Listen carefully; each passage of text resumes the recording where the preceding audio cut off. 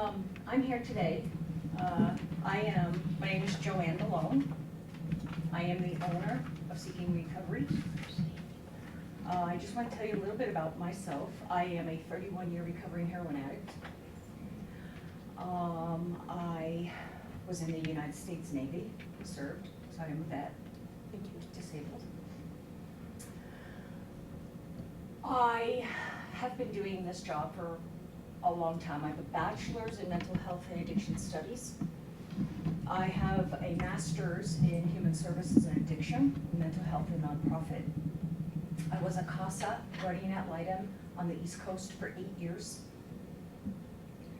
I was an assistant teacher at the University of Maine at Augusta, and I taught addiction classes, mental health classes as well.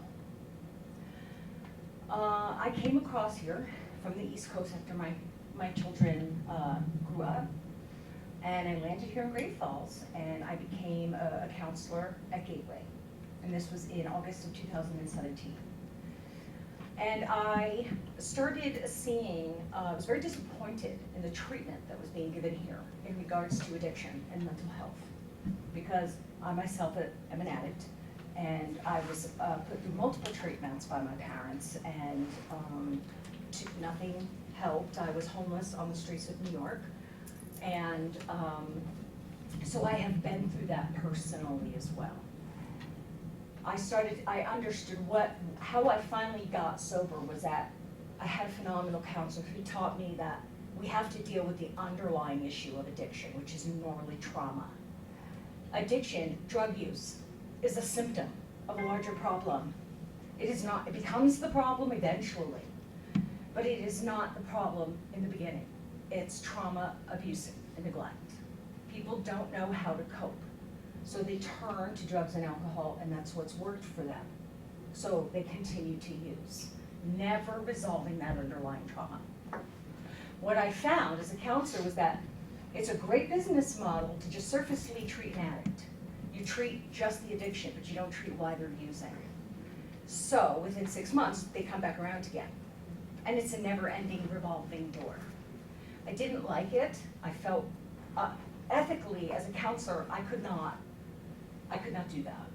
But when you're the only ethical counselor in an agency that doesn't want to hear what you have to say, you eventually have to move on because you can't make a dent. You can only make a dent in your clients, and that's it, and that's what I did. I eventually left and went over to Benefice, which I had found at the time, they're not really equipped for addiction medicine. The education is extremely poor. But I ended up accepting a position at the Mac Clinic under Dr. Deborah Rose as her LAC, under a grant that I was only able to treat patients that have opioid addictions. But if you've lived in Great Falls long enough, you know that the majority of the drugs are alcohol and meth based. So I was having to consistently turn away people that were looking for counseling because I was not allowed to see them unless they had an opioid disorder because I was working under a grant. So at that time, I decided that while I was working in the day at the hospital, I was going to open up a private practice. So I went ahead and opened up a private practice, and I worked from Benefice. I worked at Benefice from 8 in the morning till 4:30, and then I'd run over to my private practice 5 days a week and half a day on a Saturday, and I would see clients from 5 o'clock in the evening till 8 o'clock. And so I built my practice up. While I was building my practice up, I had called the state to ask what I needed to do in order to open up a facility because I felt that the treatment here in Great Falls was not appropriate. So I jumped through all the coat of arms. Took me 2 months to answer them. January 6th of last year, I got my state approval as a state-approved facility. They came in, Heather Taylor came in, did my inspection, and I was licensed. I just got re-licensed. We passed our state audit with flying colors. Jasmine Taylor, who did my audit this year, said she had never seen such wonderful documentation, was very pleased. I was pleased, as this was my first attempt of opening a facility. I started out down on the corner of 5th Street North and Central. You'll see the old Seeking Recovery signs. Just curious, are they related? Mm-hmm. Yes. Heather and Heather and Taylor, no, they're not related. And Heather has now retired as state auditor, yes. just a fluke. Yeah. So March 1st of last year, my husband and I, we opened up Seeking Recovery. 3 weeks later, COVID hit. I was the only facility in Great Falls that never closed their doors. I saw every client face to face. I made them come in for UAs. I gave them their counseling. Sometimes we were the only people they saw all week. Their mental health was deteriorating. We were trying the best we could. A month or two later, I brought on Maureen, who testified here, who's an LCPC. And a month or two later, I brought on Trudy as an LAC. And the three of us, with my husband, managed to keep this place going through the entire COVID, as we kept getting more and more and more clients. When we were allowed to, and the restrictions allowed us to, we resumed groups, and we would be doing groups 4 times a week, 2 hours in the day. We had 2 separate groups to accommodate people who were maybe working in the evening or couldn't go in the evening, they would come in the morning. And that worked well. So well that, again, I had to hire on Carolyn and a receptionist because my husband could no longer answer the phones and do all this stuff, and I needed to push it into another position. Slacker, yeah. So that within less than a year, I went from 1 counselor and my husband to now we have me and Trudy and Carolyn and Maureen. We have 3 LACs, 1 LCPC. We brought on Heather Harpering, who is the case manager, who sits on the board of Voices of Hope. She ran the Youth Transitional Center when it was open at DOC. So she's been a case manager and has been dealing with helping clients connect to resources for years, ever since 1996, around that time. I'm here because I believe in what I'm doing. However, in the process of some of this stuff, I have been professionally threatened by a DHS supervisor. I have an email here. I will give all of this to you. I reached out to Sarita asking for help, and I was told in my email by Cammie Stone that if she doesn't like providers, she instructs her caseworkers to send clients elsewhere. And I explained to her that she did not have to like me. This was not a personality, but I and my team are the best counselors in this town. I have the best team. When I reached out to Cammie, she didn't even respond. And I have never responded. I have an exhibit here that shows since September 14th, 2015, there has been consistent stuff still going on. I highlighted stuff that I'm going through as a provider right now as well. You have additional copies of that stuff? I can get that for you, yes. Thank you.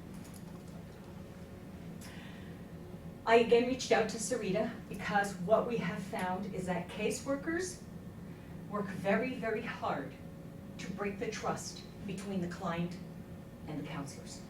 Because if they do that, the client has no place to go and talk. It's easy. Conquer and divide.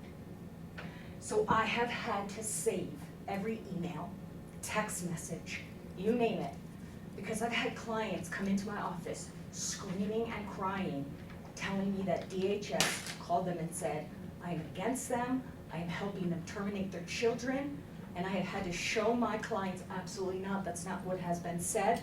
Here is what's been said. I've had to do that. I sent an email to Sarita Jones again, requesting help for this. She wanted to set up a meeting. That never happened.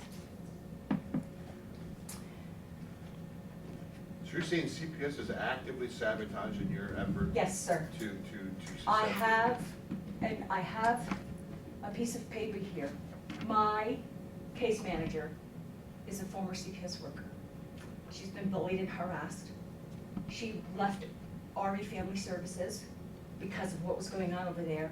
Tyson Wilkie called me, which is against the law, trying to badmouth my case manager and discourage me from hiring her. Another worker left there, went over to Voices of Hope, and he called up Jackie Gittens, who's the executive director, and again, badmouthed her and tried to discourage her from hiring this employee. I have a text message here from Daria Mari when Heather Harpin was on her unit, sending it to all of her caseworkers. We are experiencing serious issues with seeking recovery providers. Please send me a list of clients who are currently enrolled with this provider and are trying to switch to them. Keep your communications to a minimum and always in email and CC me. Daria Mari is she actively took a cognitively delayed client that we had in our care for 3 months. Very well knowing they were in our care for 3 months because I have my counselors send me weekly updates on every probation and CPS client, and I copy, paste, and forward all weekly reports. So DHS knew they were in our care. What happened was, they removed the child from the mother. They called the father who was living in California. He dropped his life. He came out here. He is cognitively impaired a little bit. His daughter went to school and told the teacher that my daddy spanked me. They came in, they removed the children. We got an affidavit saying that he was driving a car, and while he was driving a car, he turned around and hit his child. My client does not own a driver's license and never has, and he does not own a car, and he has taken public transportation since he's gotten here. They removed his children, made him the offending parent. He lost his Medicaid, made $50 too much, and then DHS said, well, since we're paying the bill, you go where we tell you to. They yanked him out of my facility after 3 months. He's been making amazing progress. He has to be completely structured because of his cognitive issues, so we have to make sure and they took him and they sent him to another agency, and then Daria Mari told me she wasn't paying my bill. So, here's it. For services not paid, even though DHS knew this client was coming, has destabilized him. And he doesn't know these counselors, he doesn't trust them. He's built a relationship with Maureen and Carolyn. It comes to our groups, they will allow him to come here for CD, chemical dependency counseling. But they reached out and said, you didn't ask us permission, now that we're paying the bill, nope, he's going there, and there's nothing you can do about it. This has been happening. I've had numerous clients taken from me. I have repeatedly asked to be invited to the family system team meeting, and that is the committee that helps the families.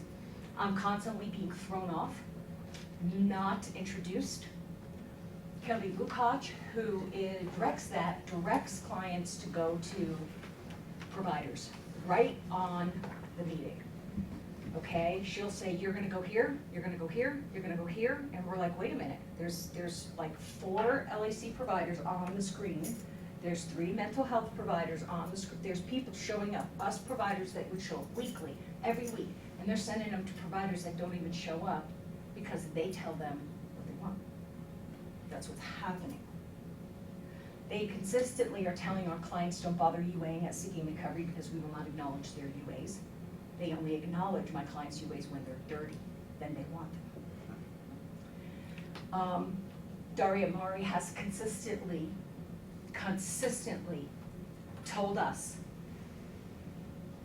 we are not talking about this patch. She went head to head with a medical doctor thinking that, comparing cells to cells. I spent 8 years and $120,000 to go to school. We are the professionals. They are not allowing us to do our job. We had a client who, by accident, they were accusing her of starving her children. She was Trudy's client. Trudy is a former medical doctor, and it was disclosed that she had Marie-Charcot tooth disease. which is a genetic disorder that makes you look like you're starving your child, but it's just she looks like she's starving. They were accusing this woman of starving her child. So when we said, you know, the mother disclosed this genetic disease, let's get tested, we were told by Cammie Stone, we have no business telling them what to do. We are to mind our own business. And yes, those children, this is the same client who had a newborn baby. She was couch surfing, so she was pumping her milk and putting it in the freezer. Tammy Dunlop was her caseworker, Cammie Stone was the supervisor. Tammy would go once a week to pick up the frozen breast milk. Well, where she was couch surfing, her patches were ringing up, people were doing that, so she had to get out of there, we had to put her someplace. And Tammy said to her, I'm not coming every day to pick up your breast milk. So she told the foster mother to put the baby on formula, and that mother lost her right to breastfeed her child.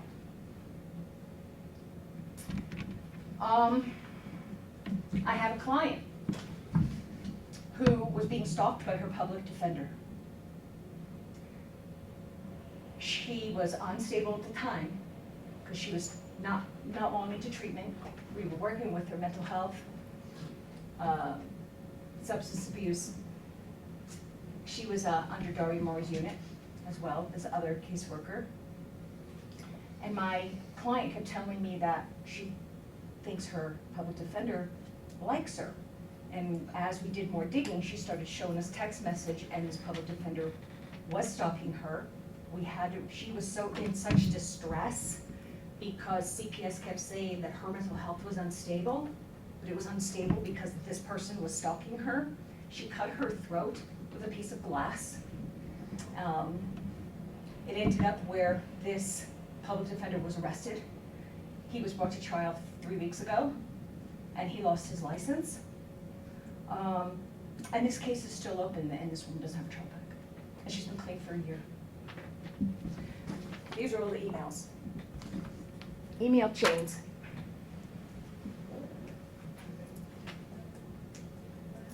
Some of these clients,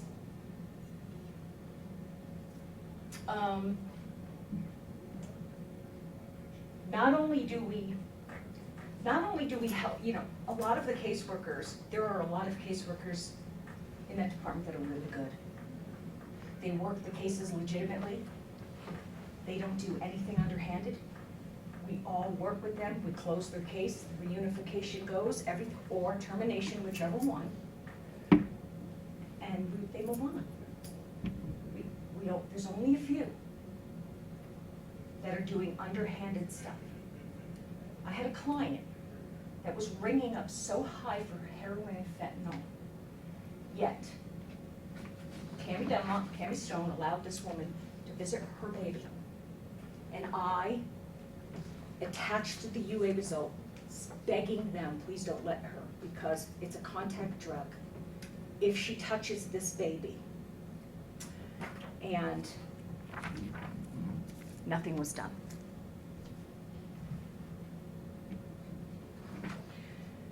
CPS continually canceling clients, canceling appointments. When a person comes into treatment, their very focus is their addiction, because their life has become out of control. As time goes on, things kind of calm down, but they still need to learn daily living skills. They still maybe don't know how to cope with things.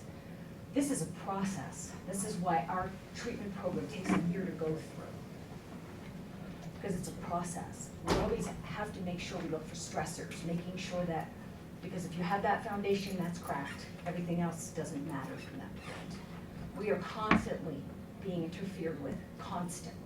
And then when we say, stop, they say, well, you didn't refer him to us anyway, so he's not sure.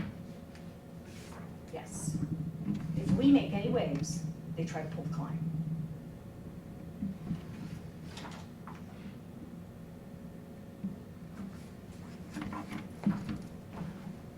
We have clients that come to us crying because their public defender won't defend them. because their public defender just tells them, you need to just do what you're told. We have clients that are telling us CPS is trying to force divorce so that the other parent can get their child back. They're promoting divorce. They're promoting that. When I sent an email asking about this particular client that was cognitively impaired, asking how you feel that doing this to him is in the best interest of him, and I sent that email all the way up to the top, I never even got a response. Not even from the caseworker, from the supervisor. I got nothing.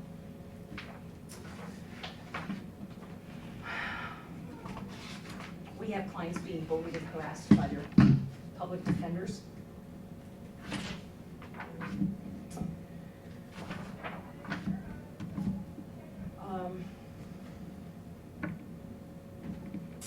We have continued, even though DHS refuses to pay this one particular client's case management, the cognitive.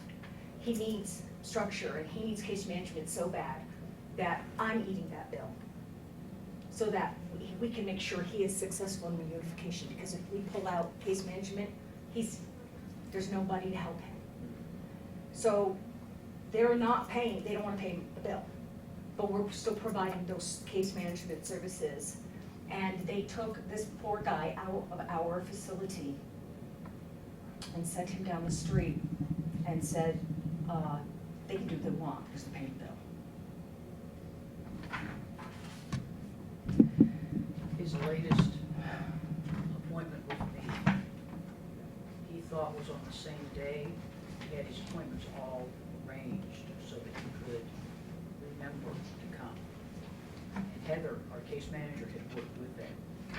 So he came in this past week just in panic because he had this new person he's supposed to see.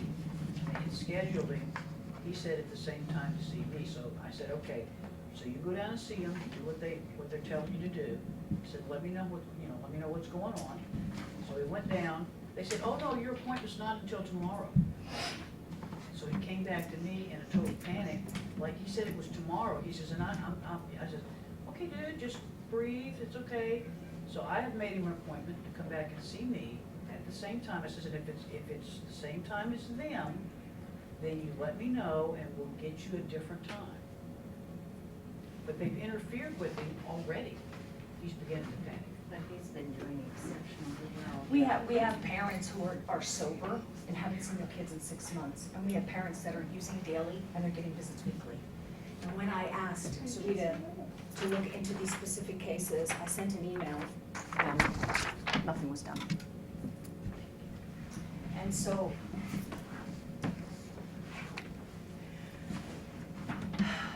what I'm asking is, a lot of these people are scared. A lot of these people, we have over 25 open DHS cases in our facility. And my facility has been targeted by certain CPS supervisors with instructions not to send clients to me, regardless of the services we provide. We have a client who was told 2 days ago, well, they're in Kalispell and their child is still here because they can't get the case moved. So they come down once a week. Regina Turner specifically told her you are not allowed to seek services at Seeking Recovery. And you are not allowed to seek mental health services in the town of Great Falls. You have to do it in Kalispell. So clients are being blocked from my services because we're advocating. So, I know, as a business owner, I probably will get some repercussions. However, I believe in what I'm doing. What I'm asking of you guys is to please be aware, so if we do have to reach out to report any retaliations, that you are willing to hear them, because it's happening. And we want to make change. We work very well at probation parole. We work very well with lawyers, private lawyers in this town. Some doctors send to us. All of my LACs, all of my counselors have masters. They are very well educated. They've been doing this for a long period of time. As of July 2020, there are only 791 licensed addictions counselors in the state of Montana, and there are 79,000 reported Montanans that have drug use. That's just the reported ones. So we're working equally as hard, but like a professional, they have to listen to our pain, get input. When they send the clients to us for treatment and then tell us to shut up and mind our business when we try to give the input. No, they're not using or whatever, they don't, it doesn't matter. So there is a lot of heartache going on. We get calls every day in the middle of the night, parents crying, want to see their kids. I continue to plan on expanding the facility. We are in search of people now for counselors. We are working with the tribes, trying to put together a Native American IOP program so that Native Americans can get the proper addiction treatment that they need. There are some Native American, Latino, and LGBTQ clients that are being extra harassed. And so here we do really great work here. I'm very sad that this has to be like this, but our clients, we have a culture in our facility where we do this because we love what we do, and we do this because we were in those shoes. I was an addict, active addict. We have recovering alcoholics as counselors. We know what we're doing. It took me 7 months to get reciprocity from the state of Maine to come into Montana, because the state of Montana said we don't want just anybody coming in here practicing on our residents. And some of the worst atrocities are being done by practitioners in this town to their own residents. So this is why everybody has come together. We are seeing a web of people. If you watch closely, you can see how it's all tied. One person's tied into the other person's tied into that service, is tied into this, but you can watch, as you watch and see that web come about. And so, one of the things that I wanted to bring up is that as a counselor, my counselors, they represent my facility, whether they're in my facility or not in my facility. So I don't expect any of my counselors to be at a bar drinking. Doesn't look good. They're supposed to be recovering. However, I got a call from the Department of Criminal Investigation because there was sexual impropriety and illegal drug use going on between the Office of Public Defenders and Child Protective Services. Text messages, everything was turned over into evidence. We don't have anybody advocating for these families. They say they're defense attorneys, they're not. We have supervisors married to county attorneys. They're on the same case. The deck is stacked against them right from the beginning. We have emails up at the Attorney General's office because they are so horrendous and so disgustingly unprofessional and heartbreaking that public defenders are sending to these families, telling them, if you don't leave your wife, you're not going to get your kids back. This is your fault. You need to do what you're supposed to do. There's no conditions of return being given to us. We're asking for constant collateral. We're never given it. I have to get hostile sometimes because if we don't have the collateral, we don't know what's going on with the client. We don't know. We're not gonna take CPS's word for anything. We have clients who are almost done with their treatment plans, and then they go to court, and next thing you know, they got another 4 months, because they added something onto the treatment plans.